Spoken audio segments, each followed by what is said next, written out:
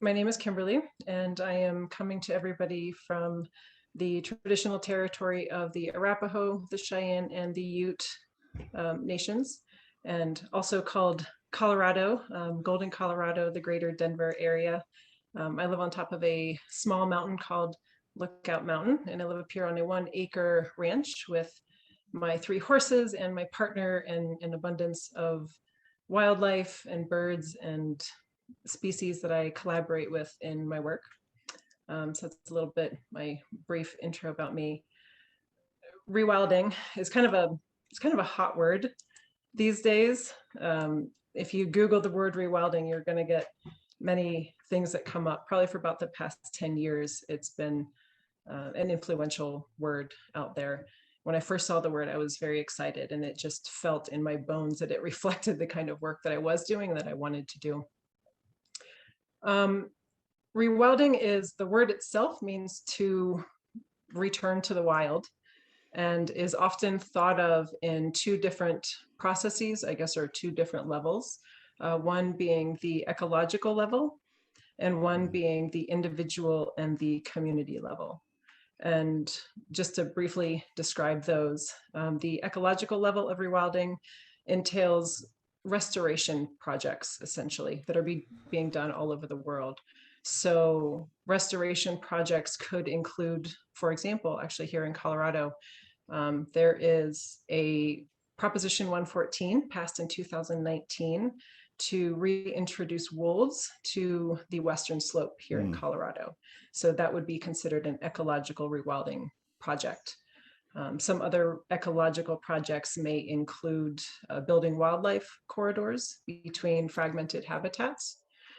It also may include native plant species plantings, or removing non-native invasive plants, things that are interruptive for the flow of habitats and of wildlife. So that's the ecological level. My work does more focus on the individual and the community level. And that's more focused on individual and community behaviors and habits that, in a consciousness that really welcomes and reflects our biological design, which is that we are animals, that we are nature, and that we are a part of the ecosystems that we live in. Society sometimes has a tendency to create a bias that we are not nature, that we're not animals, and that we're separate from nature. And so part of the work that I do in both educational classes as well as in nature-based therapy is to remind people of that through experientials, remind people that we are a part of nature.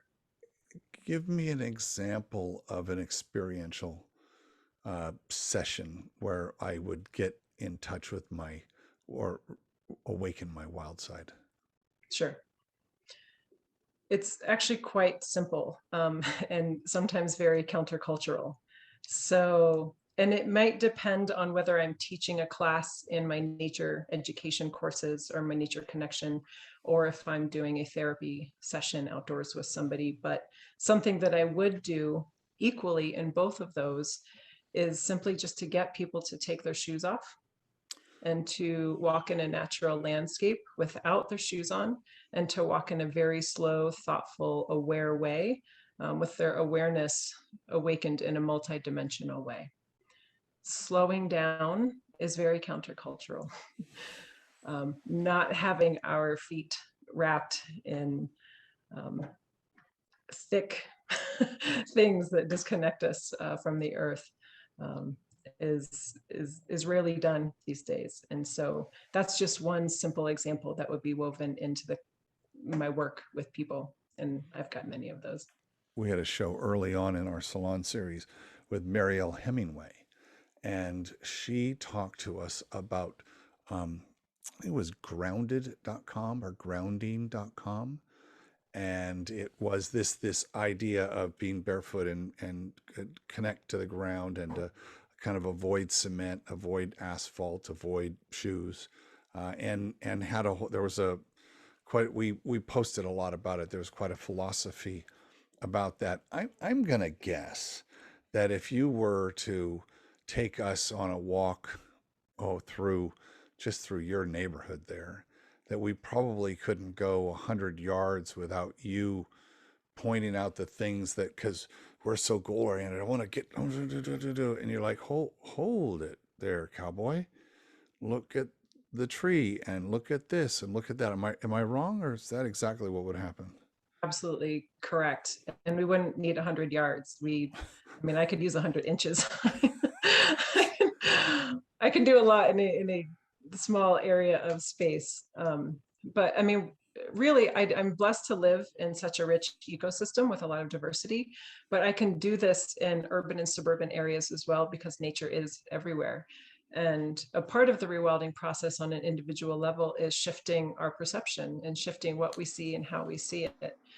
Another just way that I would combine with the barefoot walking is actually where our vision is. And so, actually having our head above our shoulders What, instead of leaning forward. what do you mean I shouldn't walk around the world like Shouldn't this? walk around like that. Exactly.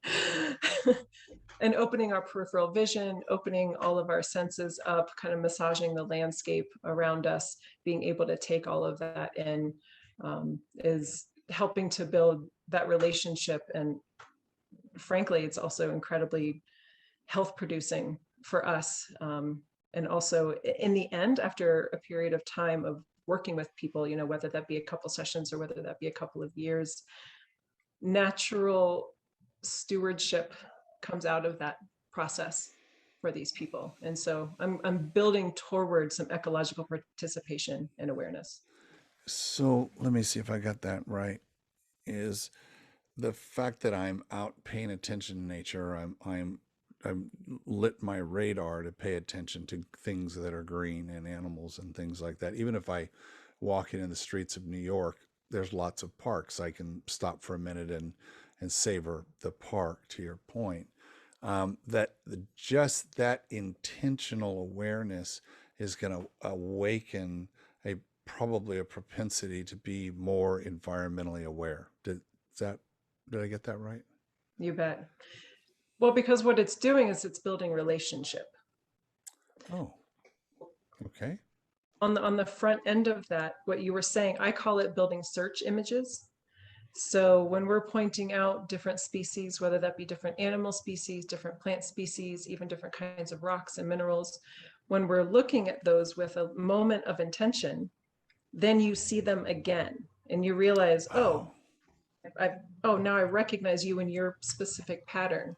I recognize you in your specific pattern. And suddenly the wall of green, for example, becomes a community of individuals right, that you right. become aware of. And so you start to build the relationship. And then when relationship is built, and then stewardship is built.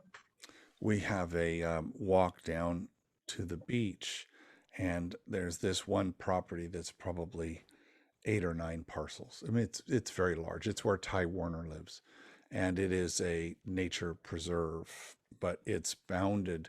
To your point, if you would just look at it, the first time I looked at it, it was like a wall of green, and then I started walking slower and looking and identifying each one of the different plants because I love how they grew, and I started like using Google Lens to figure out what they were so I could get them and have them in my not 10 parcel lot. But I take your point. I'm curious, um, what would surprise us, or what surprises people about rewilding? Hmm. Again, people are most surprised by the simplicity of it. Ah, okay. They're also surprised by the impact Mm. that it has on them, of breathing in a new way, of walking in a way that blends in with the environment, of moving in particular ways, of actually using their body, and of actually engaging in gratitude with and dialogue with their surroundings.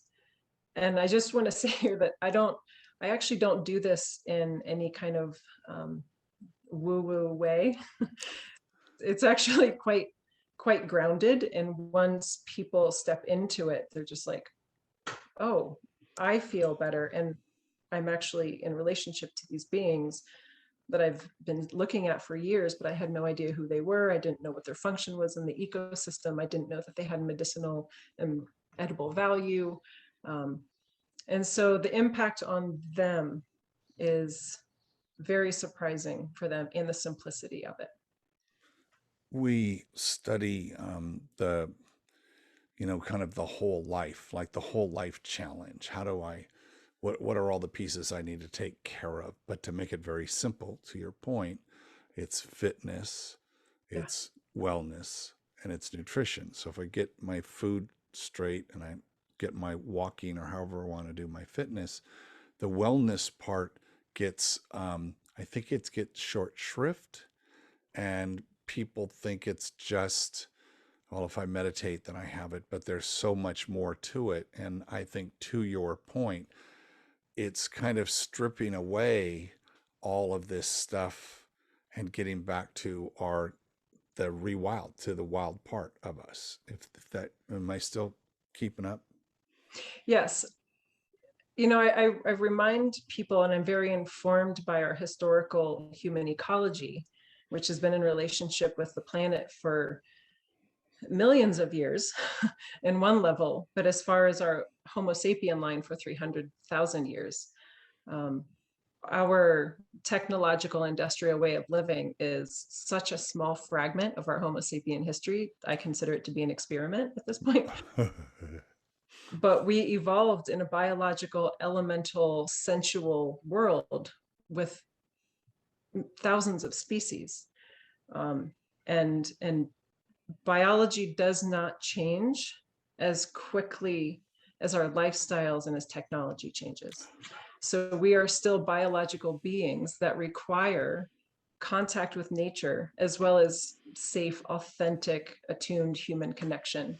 And so I try to provide those together outdoors with clients and with students. Hence, that's why I call it relational rewilding. So I buy the value, and I'm gonna go take a walk this afternoon, and I'm though I'm quizzical. That's not a word, but I'm curious. There's a better word. How do you get preteens and young teens who are, it's all about facing the screen and their relationship, just all of those things that are have nothing to do with what you're talking about?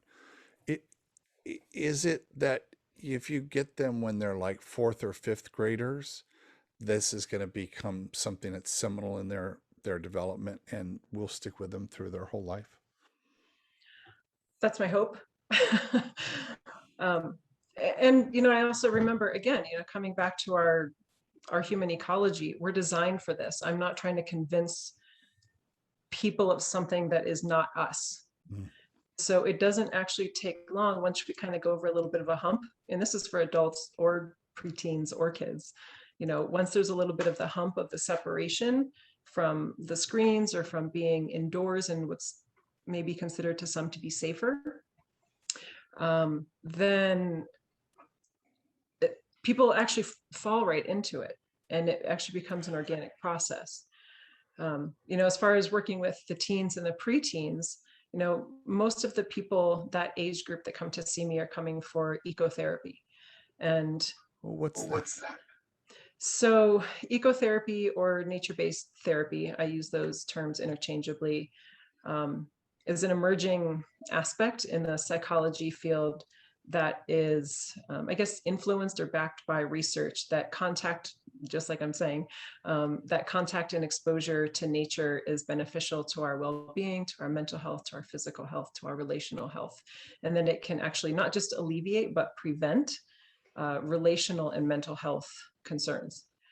And so ecotherapy, nature-based therapy, and other forms of that, such as equine therapy, because here on our ranch we do equine therapy too, horticulture therapy, expedition experiential therapy, all of those are booming now because there is so much data that is backing this up.